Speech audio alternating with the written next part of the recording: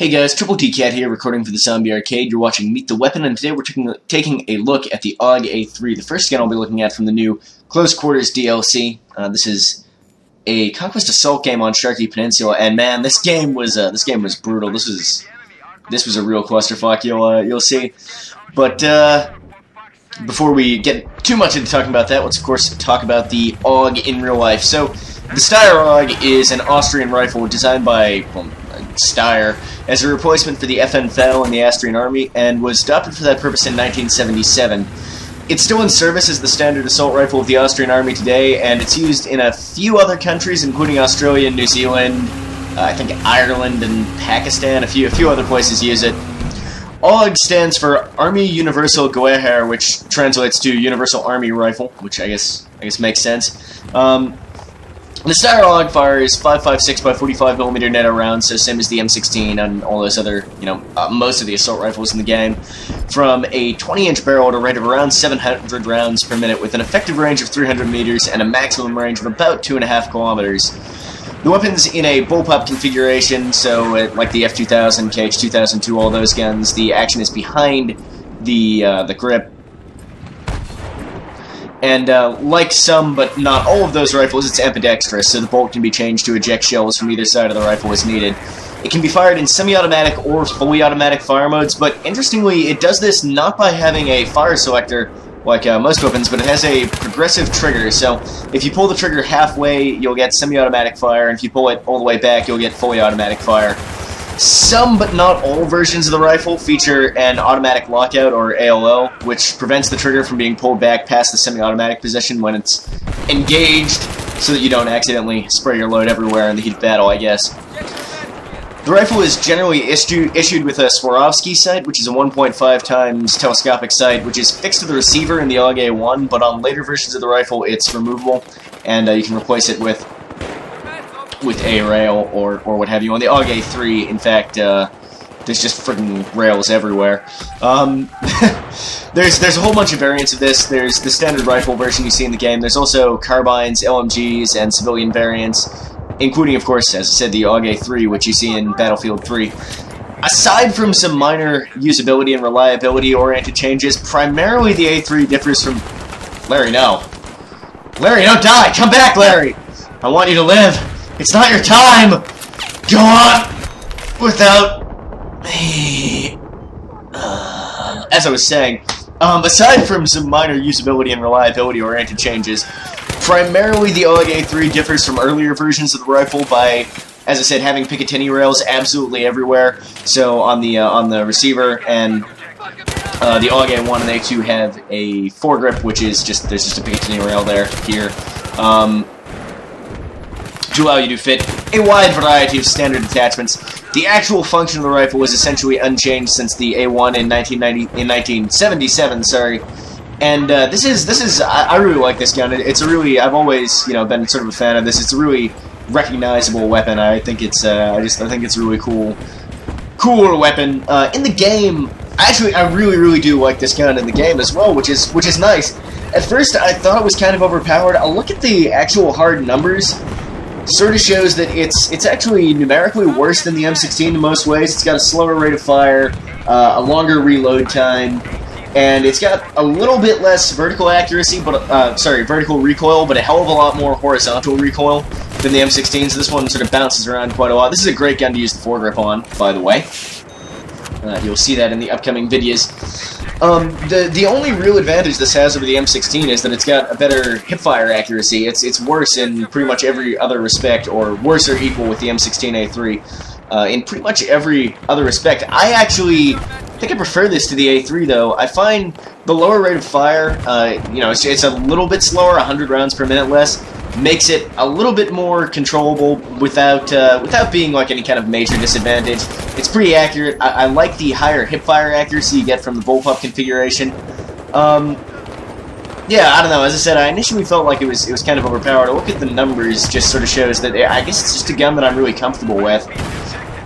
I would sort of equate this to the M16 in the game in that this is just a really This is sort of just a really all-rounder kind of rifle. It's good at all kinds of ranges, and it's just a really nice, comfortable gun to use in the game, I find. And as I said, alarmingly versatile. Alarmingly versatile. I'm scared, brothers. This gun is too versatile. No, it's a very versatile weapon.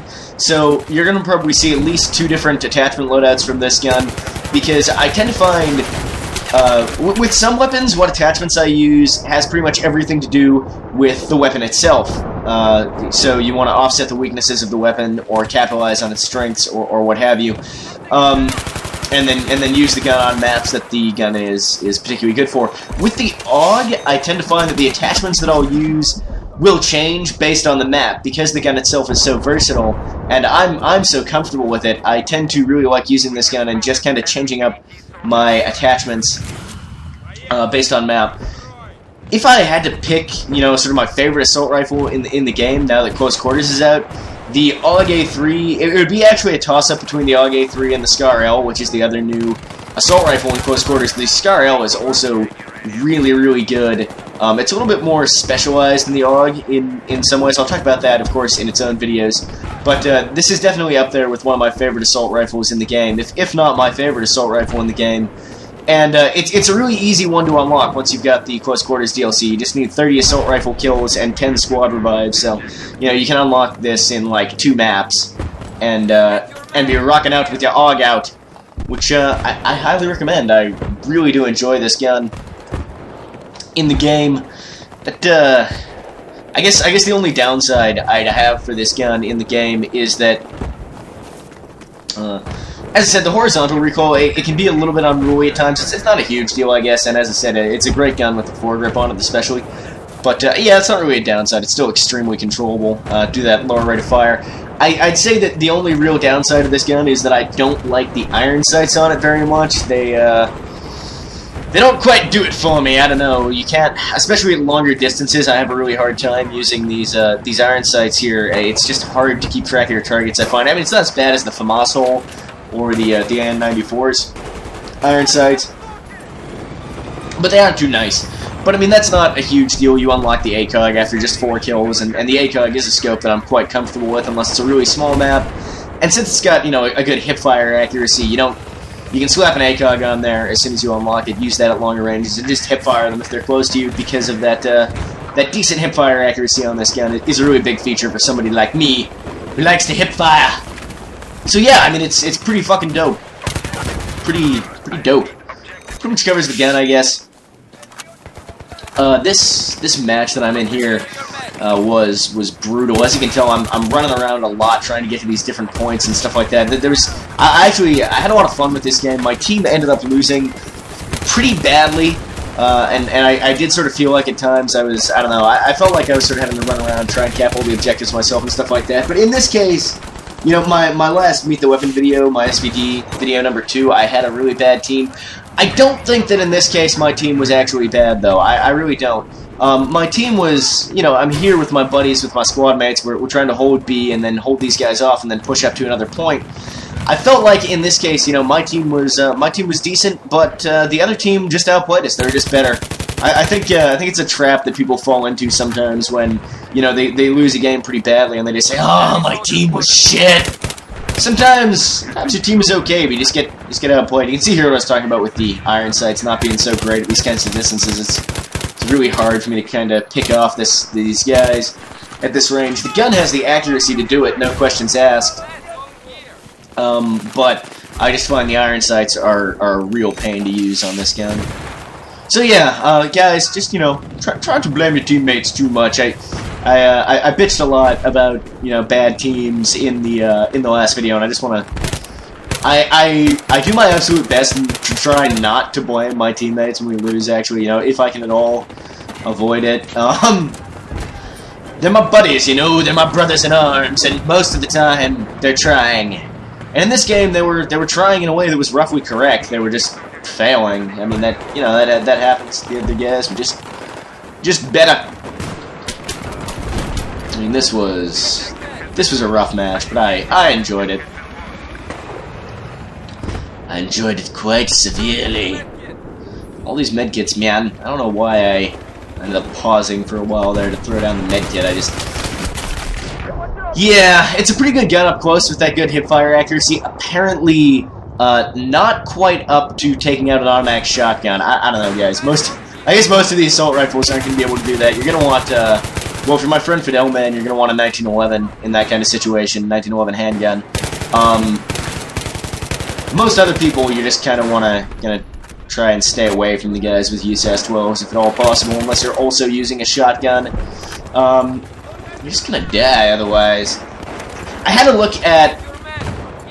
I actually watched the Battlefield Premium exclusive video, which I think is fucking stupid that they have these like exclusive videos and stuff. But I had to look at it and had to look at the new DLC maps, and there was some stuff from E3 and stuff like that. I'm actually thinking, you know, I thought. I talked about a while ago in one of my videos how I thought it was kind of cool that they were doing something a little bit different for the Battlefield franchise by bringing in these just small, close quarters based maps. And what I've seen of them so far, I'm actually really looking forward to playing them. They look like they're really well designed, tight maps. I could see a big problem on PC with the fact that the maps are essentially designed for only 16 players, and a lot of PC servers, I expect, are going to host them with 32, 64 players and just make them absolute clusterfucks. I'm a little bit worried about that because I don't want to. I don't tend to enjoy small maps with ridiculous shit tons of people. I mean, this is a 48-player game, Conquest Large. With Conquest Large, I tend to prefer 48 players over 64. I find 64 is a little bit too busy for my tastes, even on the large Conquest maps. That's just me, I guess. Some people seem to really like those really fast, sort of tight games with a billion people crammed in a tiny area. I prefer games where I can tell what's going on. That's just me, you know. I don't know. But I am looking forward to getting my hands on those maps. You'll see videos on all 4 of the new maps once those are available. And I'll probably make a video of Gunmaster, which is it's basically gun game if you've played gun game in Counter-Strike or any other game that's had gun game in the history of all time, which is a lot of fucking games. I do not like gun game normally. I don't find it enjoyable. But I'm gonna have to place in the top 5 in at least one round of it to unlock one of the guns. I think that's for the MP5K. So I guess, you know, I'll do a video of Gunmaster or something. I'm not going to play that a lot, though, so, you know, don't expect to see much Gunmaster footage from me. I'm, as I said, really not a fan of gun game, generally speaking. I don't like it. But overall, I'm actually looking forward to the DLC. I think it's going to be pretty cool. I made a video about it a little while ago, you know, talking about my thoughts on the announcement of the DLC, and now that it's drawing closer, we've seen a lot more of the maps. I've seen a hell of a lot of the maps, actually. I've been watching videos from other commentators who play on PS3 and stuff like that. Looking pretty good. Looking pretty good. But, of course, more on that once the DLC is actually out. I do certainly like the weapons for the DLC that I've unlocked so far, with the exception of the ACWR. The ACWR is a piece of crap, in my personal opinion. It's probably like one of the worst engineer guns. But aside from that, I've liked all of the close quarters guns. You know, I love the AUG. The Scar-L is great as well. And the engineer weapons are both really good. The MTAR-21, the other engineer gun's great. They're pretty cool. Pretty cool. Scrambling teams next round to get different. So yeah, I mean, it was sort of close for a while there in this match, but as you can see, we ended up losing by close to 300 tickets. Looks like, which is pretty rough. Pretty rough. We just got straight out played. You know, we couldn't quite hold down any of these points for long enough to achieve maximum victory and mastery of all the battlefields. But at least we tried. Damn it! I think I pulled an MVP out of this one, despite being on the losing team, which is hard to be sad about. You know, I prefer to win, but if I'm gonna lose, I can at least lose spectacularly. Always, I guess actually that implies that I want to lose really badly. That does happen to me a lot. You know, you get into a game where it's really one-sided for whatever reason, and you just have a hard time doing well when it is that one-sided, and then spectacular loss everywhere. I don't tend to upload those games. You might have noticed most of the games I upload I do fairly well, and funny that. Anyway, that's the end of this game, guys. AUG 3, great weapon. I highly recommend unlocking it, checking it out if you're premium or if you're going to buy close quarters. Great gun. Give it a shot, and well, see if you love it as much as I do. Gonna have my stats here, as always. Let me know what you thought of the video. And until next time, where we'll be looking at some different attachment loadouts for this gun, Troubletcat out.